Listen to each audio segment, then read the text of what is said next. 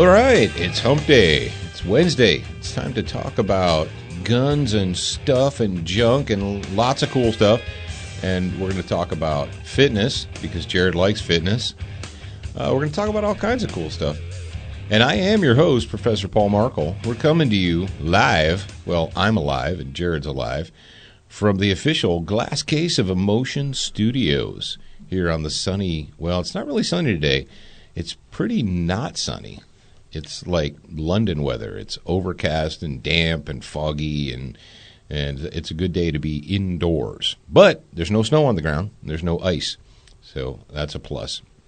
Hey, it's March. There shouldn't be snow on the ground anymore, right? The global warming, there shouldn't be snow at all. Yeah, there shouldn't be snow anywhere in the world. All of you folks up in New England and Georgia and what have you, where they had a half inch of snow in Georgia, and people are like driving into trees and stuff like that. People, slow down. Just take a deep breath and slow down. For those of you who live in southern states, have never driven in snow, this is what I'm going to tell you. You don't need to build up speed to get through the snow, to get through the 3/4 of an inch of snow that's on the ground.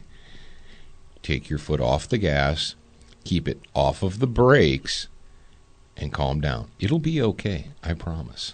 You know, they had like a couple inches of snow on the ground up in wherever Mississippi State University is. Oh, in Starkville? Starkville, yeah. They had in their stadium, not on the roads. In their stadium, they had like 4 inches of snow. What? That's crazy so talk. I'm pretty sure they like shut down the city. Oh, yeah. They shut down the whole state. They declare a state of emergency. They call out the National Guard troops and issue them all snow shovels and rock salt. And it's craziness. But we're not here to talk about the weather. We're here to talk about fitness. And Jared would like to talk about fitness because it is Wednesday. And as you guys know, and if you don't know by now, you should. Wednesday is our SWAT Fuel Fitness Talk Day, and we like to start the show off that way because, folks, let's face it, if you want to have a healthy mind, if you want to be a student of the gun, you need to have a healthy body. A healthy body supports a healthy mind. And in this day and age, you need to be sharp. You need to be sharp. You need to be on your game because there are attacks coming from every single direction, and you need to be able to, not just physical attacks, but the intellectual attacks as well.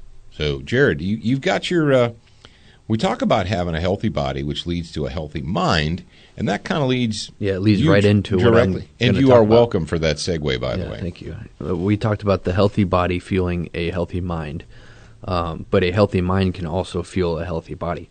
You have to have, and this is something that we talk about a lot because it's important in every aspect of your life, not just fitness, not just shooting, not just work, not just anything. It's everything. And that's mindset. What is your mindset? Are you actually dedicated to yourself? Ask yourself that. Are you dedicated to your well-being? And if not, why not? You should be. If you don't have the mindset to make yourself go to the gym, and you know what? What's the book that was written? I haven't read it yet, but Dad mentioned it to me, and it was. I really like the title of the book. It's called "Your Body Is Your Gym." Oh yeah, Your Body Is Your Gym. Actually, John Dixon told us about that. One of his students wrote that book. He wrote the book called "Your Body Is Your Gym." Yeah, so look up that book. I'm going to recommend it because Dixon recommended it, and I trust him. I haven't read it yet, but that title says everything. Your body is your gym. If you have the mindset to work out and stay healthy and get healthy, or get healthy and stay healthy, then you'll be good to go. You don't need a gym. You don't need a whole freaking fitness center. You don't need Planet Fatness to go to and work out with one hand on the phone and one hand pressing weights. I've seen that too many times. Or Pizza Day. Hey, that might not be the exact title. Dixon said Your Body Is Your Gym, but the book, I put Your Body Is Your Gym, and what I get here in a search is You Are Your Own Gym. Using nothing but your own body, elite special operations trainer Mark Lauren has created a short, incredibly convenient workouts. This has got to be what it is, because that's what this dude was. I believe he was Air Force Pararescue. I'm pretty sure he was there because he's one of John's guys. Well, whoever said your body is your gym, that's genius, and I'm going to steal that and use it because it's true. Mindset. Are you mentally prepared to make yourself healthy, to keep yourself healthy? And if you've got the mindset already, I've already given you a few steps to start your journey. And one of those is documentation. Document your workouts. You don't know if you're going to have success or if you're going to have improvements if you don't document them and you can't see them physically. And track your workouts. Yeah, track your workouts and change it up. And I've told you to change it up. I've told you to track your workouts. I've gotten a lot of questions about the getting away from traditional sets because they looked it up and they couldn't find anything about it. Is it bunging people up? Yeah, it's bunging people up because they can't find anything on the internet about it. Maybe I should do something on that. Maybe you should put something on the internet. Yeah, because once it's on the internet, it is true. Yeah. Well, you know what I heard? One of the business consultants that I've been learning from said that people, and this is a question for you guys. I don't know if this is true or not, but I would like to know. Do you guys trust bloggers more than you trust brand names? Because they did a study, and people tend to trust bloggers more because they're a consumer. Then they trust brand names because the brand names are just trying to push their product to you. Yeah, exactly. Until you find out that the blogger is a vagina enthusiast, not really a PhD. Yeah. Yeah. I'm not going to get too far into that right now, but as far as bloggers versus brand names versus whatever, and we talked about in the article, The Death of the Editor. And if you didn't read that, if you didn't catch that, you can go to the studentofthegun.com homepage, the website, and under the blogs. I've been writing professionally for, 20 plus, more than 20 years now, over 20 years, all the way back into the early 90s. I started writing professionally, and you're like, well, what do you mean professionally? Someone paid me to do it. Someone else read my work and said, hey, that's good enough for me to send you a check. And that's the definition. I didn't send it to my mom or my grandma, and my grandma said, that's really nice, Paul. You wrote a good article there. No, and people's like, well, what does that mean? Well, it means a lot because money, anybody will tell you, oh, I enjoyed your article or I liked your article or whatever. There's a big difference between someone saying, oh, I like that, and someone saying, let me write you a check for that. Anyway, what we've devolved into right now is we have this, every person has access to the internet. And if you type in how to make a blog in a search engine, there's probably 100 different ways you can do it. So what that has led to is it's led to essentially the death of the editor. We have tens of thousands of people who have taken to the internet because they're an enthusiast about a certain area of endeavor. It doesn't matter whether it is, whether it's cooking or shooting or working out or whatever.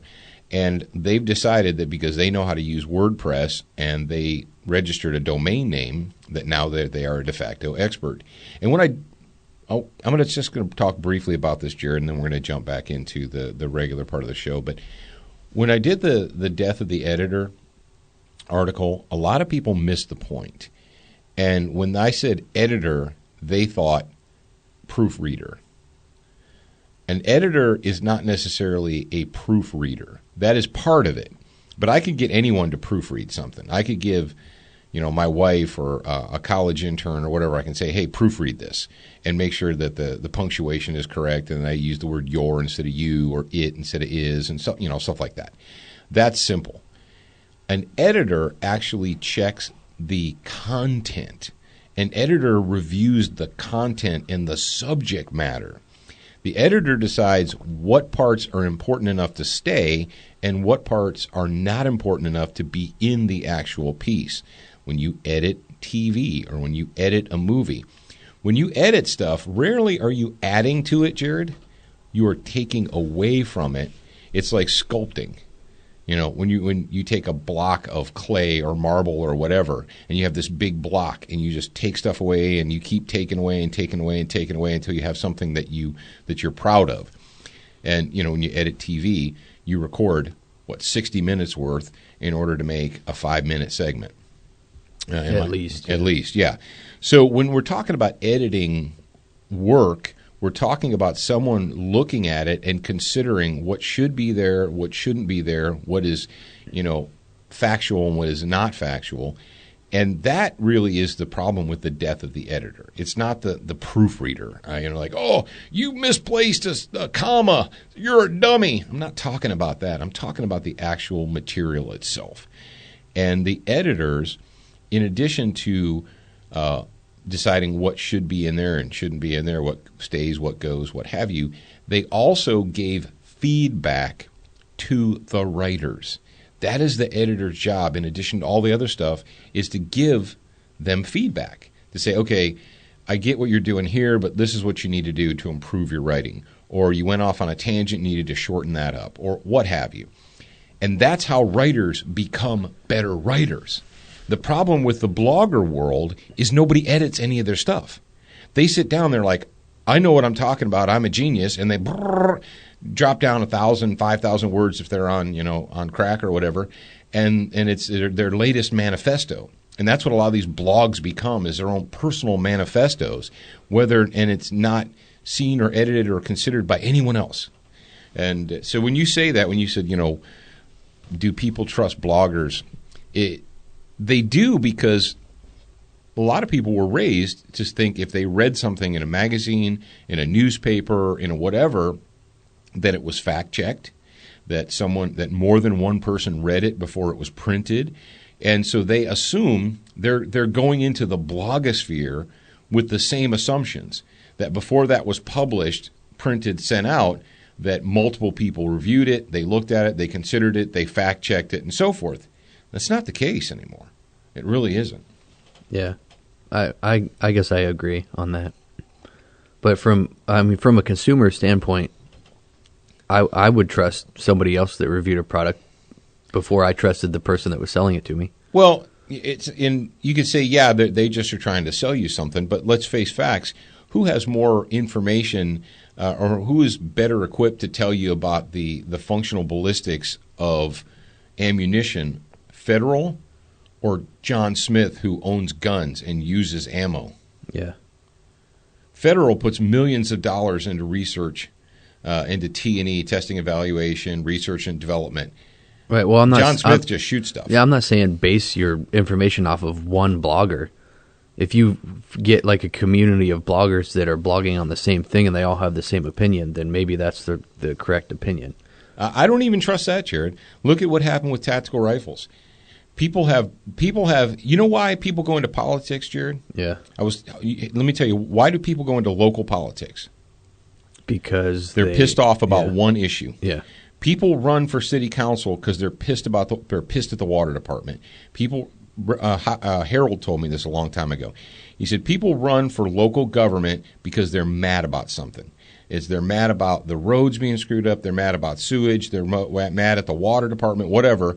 And they're pissed off enough that they run for city council or whatever. So then they're going to fix it because they're mad about that.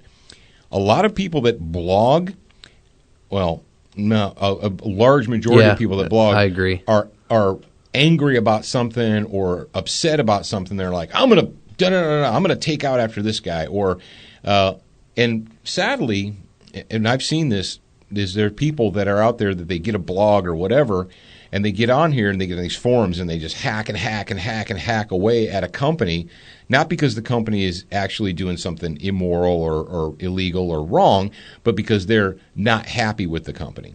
I told them I took their product and I ruined their product, and I sent it back to them and I told them to give me a 100% refund. And they said that they wouldn't do that because I ruined the product. Well, screw them. I'm a consumer and I'm right. And I'm going to get on my blog and I'm going to say how screwed up they are. When I think of the term blogger, I think of more of a professional blogger. You know what I mean? Well, like for instance, we have a blog. Right. We would be professional bloggers. And when you do that, you say, well, what is the legitimate vetted background of the person who's writing this? Are they Yeah, a like if, gun for instance, enthusiast? if I was looking for fitness tips and I went to somebody that was out of shape, didn't ever have any fitness background, then they're not considered a blogger to me. They're like a person, I don't even know what I would call them. Well, there's a lot of firearms-related blogs that are Yeah. written in by people that are Not- enthusiasts. They're like, I like guns. I'm an expert now. Now, let me go back to, I kind of feel guilty because I talked about mindset, but I didn't give them a way to improve their mindset. And this is it's kind of hard to tell you how to improve your mindset, I guess. Usually you lead by example. But if you think about your mind, if you compare your mind to your muscles, if you run your muscles all the time, 24 hours a day, 7 days a week, then they will never heal. They will never get stronger because you're constantly breaking them down. Your mind is the same way. You have to let it heal. You have to let it rest. And if you think about it, your mind is except for when you're sleeping. But sometimes even when you're sleeping, it's racing and racing and racing. You need to give it a break. And the way I do that and the way Dad does that, we do that, meditation, or I found that yoga really works too. You need to give your mind 15 minutes out of the day, half an hour out of the day to think about nothing. Literally, think about no thing. Yeah, actually. And it's really hard to accomplish that. But practice really helps. The first time I did it was with Dad, and it kind of worked, but not as well as it does now. Now I can sit in a room by myself or do yoga by myself and in a quiet setting, and I can achieve that. And that strengthens your mind.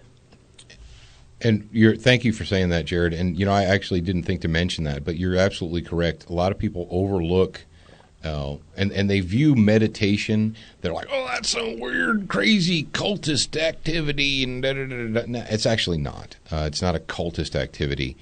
What you'll find the first time that you try and sit quietly, let's say if you go to a class or you're a small group and they're like, okay, they dim the lights, they put on some like soft pan flute music or something like that, and they lead you through it. And essentially what you're trying to do is you're trying to clear out all the clutter so that you just have a blank slate, or you imagine yourself sitting on the edge of a mountain overlooking a stream or a waterfall or whatever. And it's try it sometime. Well, you really need to have someone lead you through it. Well, there's apps for that, literally. There's the yoga app. I don't know what it's called. Alex has it, but I use it.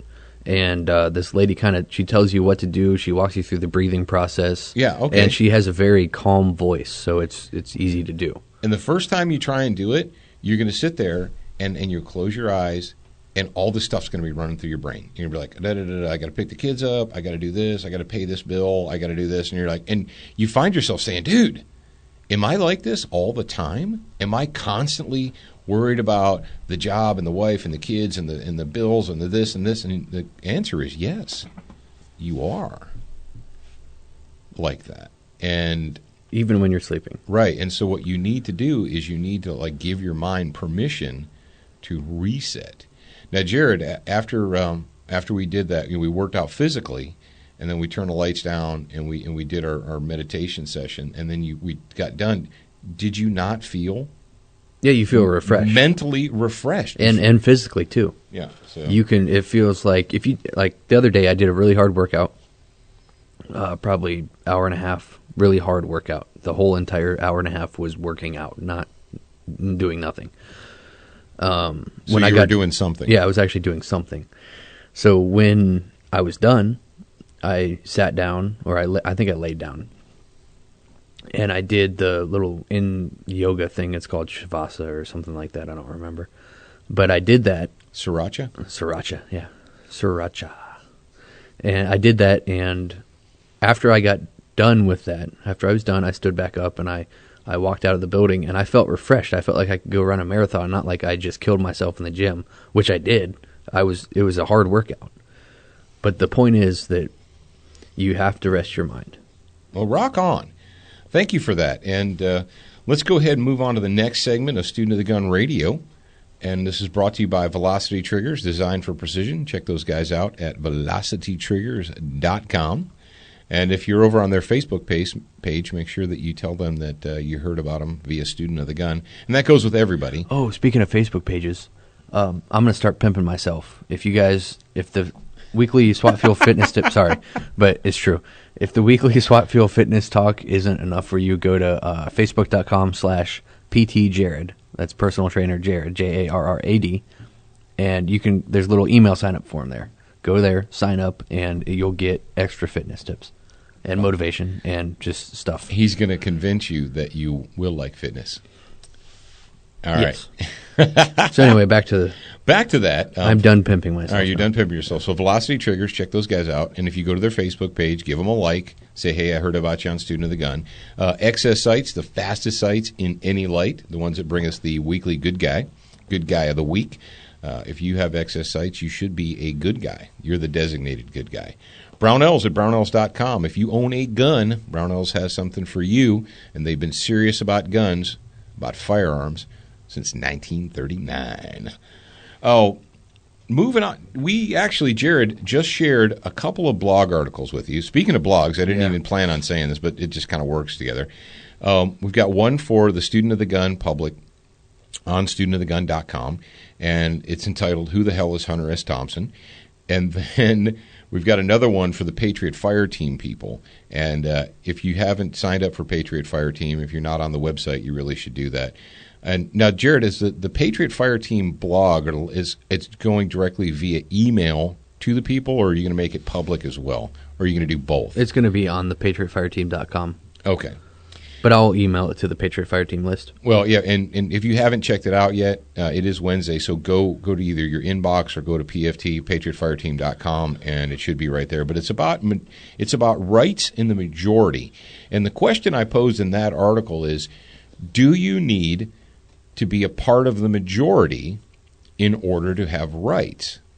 Do rights, God-given, natural law rights, the rights that were enumerated and confirmed by the Bill of Rights in the United States Constitution, do those only apply if you happen to be part of the majority? And you're like, oh, that's a silly question. Well, stop yourself. Read the article, and you might be surprised. And you might be surprised at how many people act and behave as if you are not in the majority, you don't have rights. And the Hunter S. Thompson one, I'm going to give you guys a quick behind the scenes.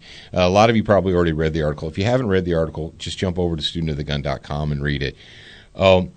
There's a movie out. It was done in 1998 called Fear and Loathing in Las Vegas. It's a kind of a bizarre movie, but it was based on a book by Hunter S. Thompson. And I'm not coming to you like recommending Hunter S. Thompson as a lifestyle. He was kind of bizarre. He was a little bit off the beaten path. But it's on Netflix, and you can watch it for free. And last night I was sitting flipping through the Netflix, and I'm like, most of this stuff is garbage. I don't want to read this. And I saw that movie, and I thought, you know what? I've been aware of the movie. I knew that it was based on one of his books. And I just did the article because I actually had the opportunity to briefly meet Mr. Thompson, as you may have read. But in the movie, and I didn't have any idea of this, Lyle Lovett makes a cameo appearance in that movie. And Thompson, Johnny Depp plays the main character, but Thompson actually does a cameo appearance in there too. So there's your little bonus tidbit. So check those out. Check out the two articles that we've got available for you if you haven't done that already. All right, we told you about the yesterday. I teased you and I said we're going to talk about concealed carry, and we're going to talk about concealed carry instructors who are against constitutional carry. And you're probably scratching your head and you're like, what is this happy horse crap going on now, Paul? Well, I'm going to tell you. As you know, we believe here at Student of the Gun, Paul Markel believes that the end goal for every state, every free state in America, I know not all of them are free states, some of them are slave states, but every free state in America should have, quote, constitutional carry. We get all wrapped around the axle about CCW permits and open carry versus concealed carry and yada, yada, yada. And this isn't the first time I mentioned this, but you may be hearing it for the first time. I think the people that are fighting the open carry battle, that are trying to get states to approve open carry and so forth, that they're really fighting the wrong battle. They're using the wrong verbiage. What we need to be fighting for is an affirmation of our original God-given rights. We need to be fighting for support of the United States Constitution, because over the last 100-plus years, we've lost it. And do you know how we lost it, Jared?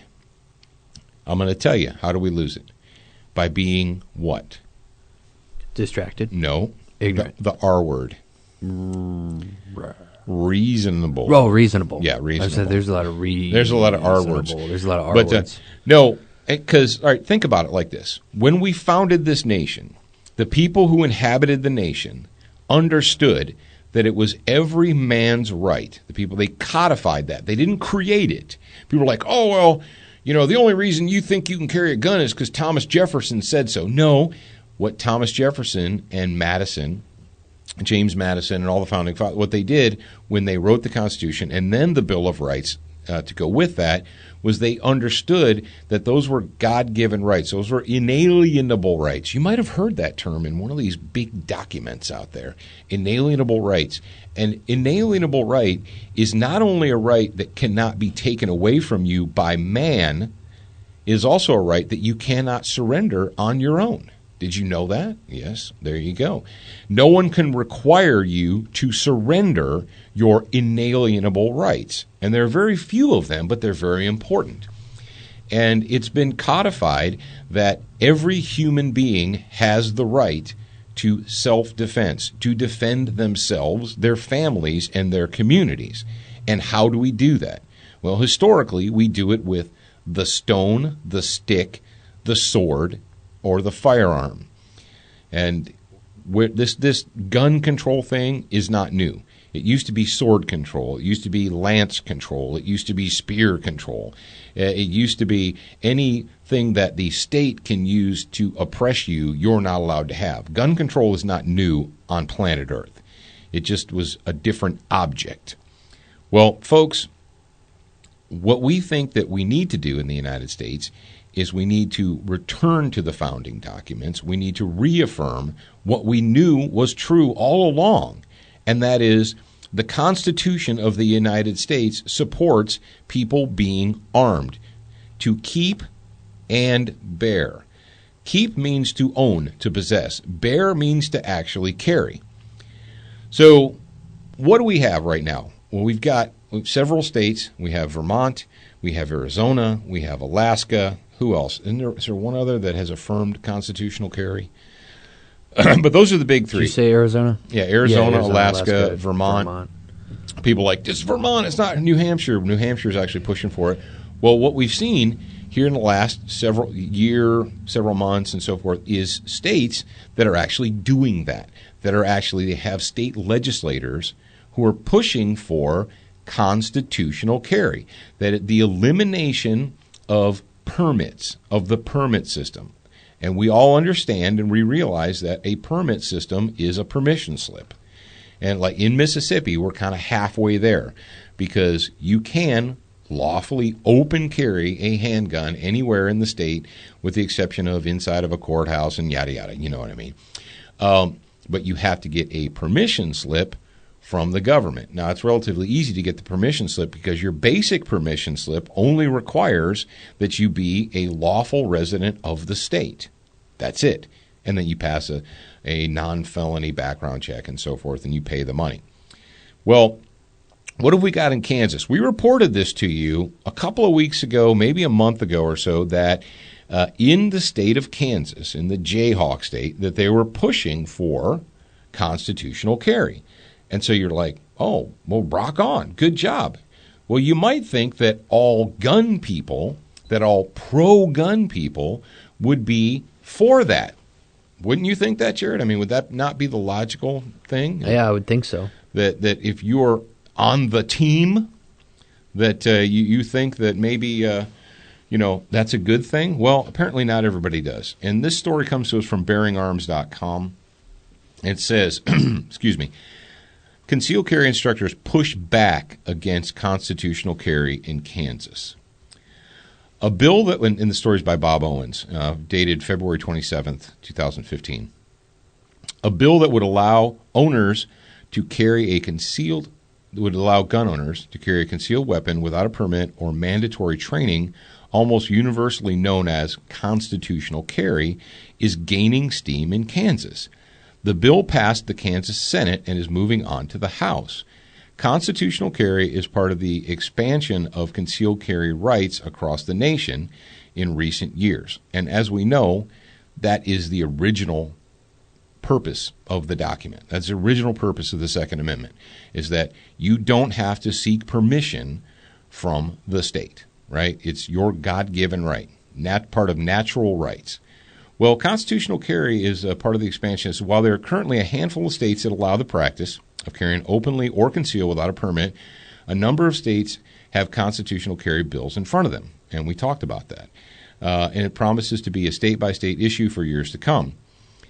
It won't come as a shock that the media and the anti-gun left have almost universally against it. You know, you've got your Nanny Bloombergs and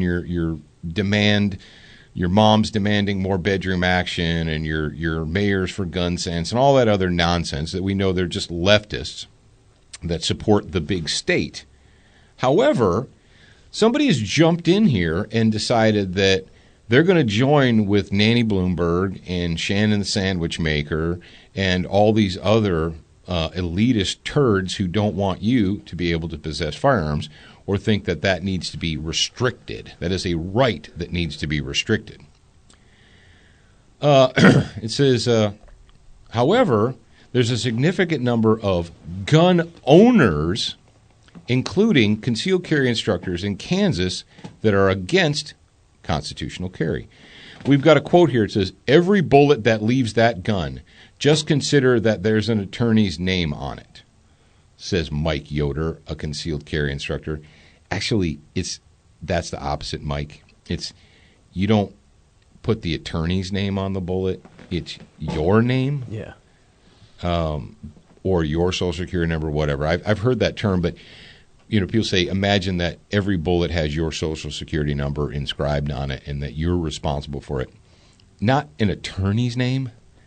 I'm sorry, but all right, I'm annoyed already. He and others are worried that a lack of training because the laws surrounding using a gun can be so complex. It's not something to take lightly, he said. Really? You mean life and death struggle is not something that you take lightly? I think most people take life and death struggles very lightly, Mike. As a law enforcement officer and firearms instructor, Yoder has spent more than 30 years teaching people how to shoot. Unfortunately, most people get there, and then he says, their training from TV shows. Okay, all right, I'm down with that. He added that proper training in how to handle a gun is vital for safety. Okay, I'm down with that. But so is knowing the responsibilities and risks of firing that gun, which is why he spends so much time on it in his concealed carry courses. He says probably 85% of the time it's classroom talking about liability issues. Yeah, this would be one of those classes that you go to, one of those concealed carry classes, where when you leave the class, they basically talked you out of it. They've essentially told you all the horrible things that are going to happen to you if you ever use the gun, how no matter what you do, what circumstance you're in, you're always going to be wrong. You're going to end up wrong. Have you guys ever been to one of those classes where the guy spent an hour and a half, 2 hours, 3 hours telling you all of the liability issues? Yes, there's liability. We understand that. There's liability in everything. Driving your car is a liability. Teach them to do it correctly, and they will have minimum liability. But there are classes that legitimately spend the whole time telling you how you're going to be wrong. I was to say they spend more time telling you how you're going to be wrong than they teach you how to shoot. Than teaching you how to be right. Yeah. And it's not as simple as you might think. But when you pull the trigger, you're responsible for every round that leaves the barrel. Thank you for that no kidding issue. And even if you're justified, you still face the possibility of criminal or civil action. Okay, yes. Kansas law says that you have the right to fire a gun in defense of yourself or someone else in danger, blah, blah, blah, blah, blah, blah, blah, blah. All right, here's what we get. And I'm going to stop talking about this right now because it's annoying me. Hey, Mike, if you're listening to me, perk up your ears. Maybe we should get Mike Yoder on. Have you ever heard this thing called inalienable rights? What? What are inalienable rights? And this is the mindset. Okay, so let's say the Second Amendment is the right, the Bill of Rights, inalienable rights, and it was codified, put down on paper, not created, but simply affirmed or acknowledged. That we understand that these things already existed, but we're going to write them down so that all you knuckleheads will remember. Why is it that we believe that the Second Amendment, or the rights codified in the Second Amendment, that they're important, asterisk, however, if you receive proper training and permission from the state? If you have a permission slip from the state, then you're okay. When did common sense and reasonableness become so uncommon and so unreasonable? So Mike Yoder believes that without his course, then you will be a bumbling idiot that will just shoot people just because you think it's cool. Well, no. But what did we talk about yesterday? We talked about the Spanish language thing up in Jackson and how we're not against officers being able to speak Spanish, but the whole mandatory thing is what we're against. That's kind of what I'm talking about right here. I think that everyone should avail themselves to education. I'm not trying to talk you out of that. I'm not at all. But what I'm telling you is that when the state makes it mandatory, that it is no longer a voluntary action. It is no longer a right. It is restricted. Hey, Mike, I read your quotes right there, but I don't think you passed the First Amendment approval class. I think that maybe, there are people out there, Jared. Do you believe there are people out there that say and write stupid things? Oh, definitely. Well, we need to stop that because those things may be hurtful. There's slander. Did you know there are both... I think we should make people go through a course on how to speak English before. There is slander and there's libel that hurts people's livelihoods and puts them in jeopardy. And I think that in order to exercise your First Amendment rights, that you need to first pass a state-mandated First Amendment rights class. And we will tell you how and what how you're allowed to talk, what you're allowed to say, because you don't understand the responsibilities that are involved. Do we need to take state-approved classes to have rights? Are your rights dependent upon whether or not you pass a state-approved class? Who is the state? Are they God? Are they omnipotent? Are they? I don't know. You tell me. Yes, I do believe that responsible gun owners should avail themselves to training. I believe that you should be a beginner once, but a student for life. But I also believe that you should not have to pass a state class in order to exercise your rights. I want to inspire you. I want to educate you. I want to motivate you by my passionate stance. But I don't want to force you.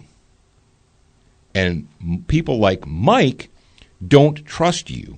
People like Mike, who is what does it say here? He's a 30-year law enforcement veteran or something like that. They've been teaching people how to shoot for 30 years. Okay. It doesn't say how long he's in law enforcement. Here's what he's got. He's got the institutionalized mentality that if it comes from the state, if it comes from the government, then it's correct. You're wrong, dude. You're 100% wrong, and you need to fix yourself. You need to flush out that crap out of your head because you're one of those, I'm a gun owner. I'm a gun owner. No. Oh, you're a gun owner? Congratulations. You scraped up enough money to go to a store and buy an object. Whoopity-doo. That means you're a defender of liberty now?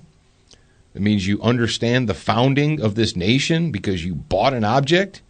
Hey, you know who else is a gun owner? Joe Biden is a gun owner. Should I take his advice? Should I listen to his stance on firearms? Mario Cuomo, is it Mario Cuomo or Andrew Cuomo or one of them Kumos up there in New York. Who's the governor? Governor Cuomo, that puke face. He's a gun owner.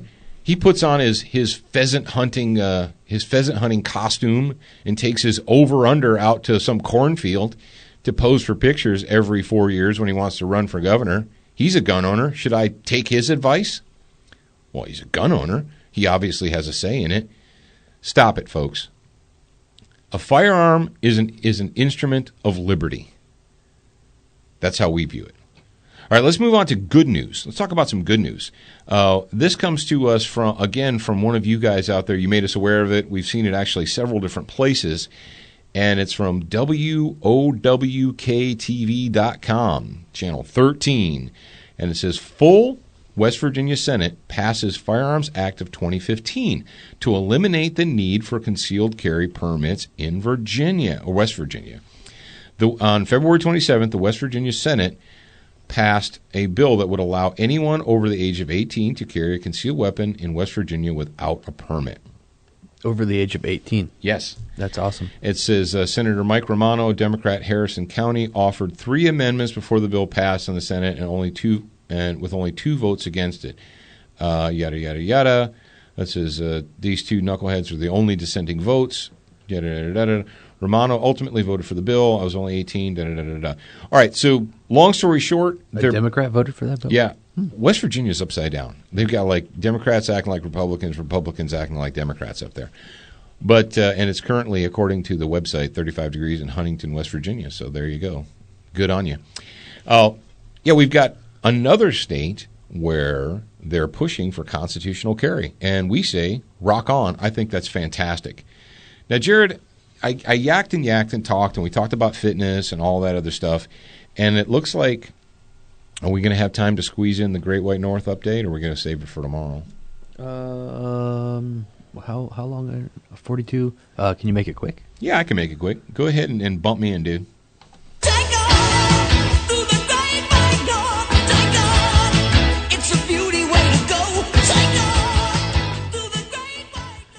And this story has to be CIA propaganda, because what do we know about Toronto? What do we know about the glorious People's Republic of Canada? Well, we know that they have very strict gun control. Is that not correct? That you have to, in order to own a real gun, like a Glock 17 or something, you have to have, what is it, a dangerous weapons permit? Remember that? The guys, the Nazis at the freaking, the Mounties, what do they call them? Royal Canadian RCMP. Yeah, the RCMP Nazis just randomly going to Canadian gun owners' houses and demanding to inspect their gun collections. Just showing up.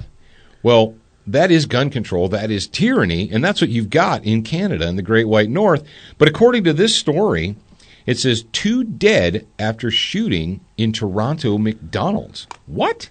Police say. What country you from? What ain't no country I ever heard of. They speak English and what? You got me. Gotcha. What?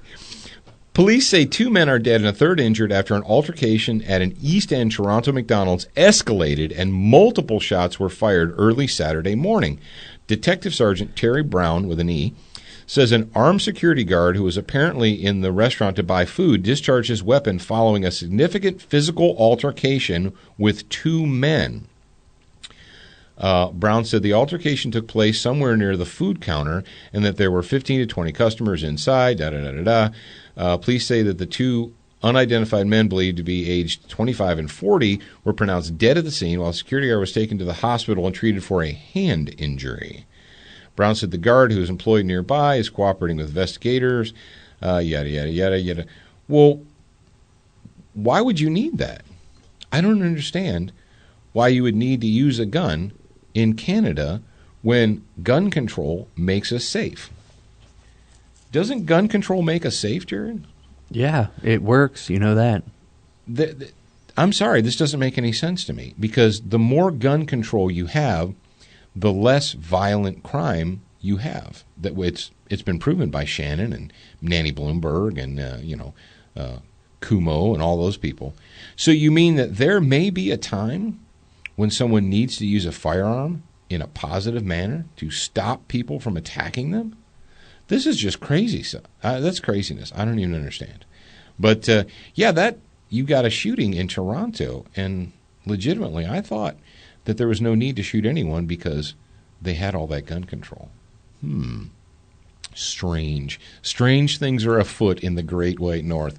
Well, folks, that's gonna put the cork in it for Wednesday. Thank you again for joining us for Student of the Gun Radio.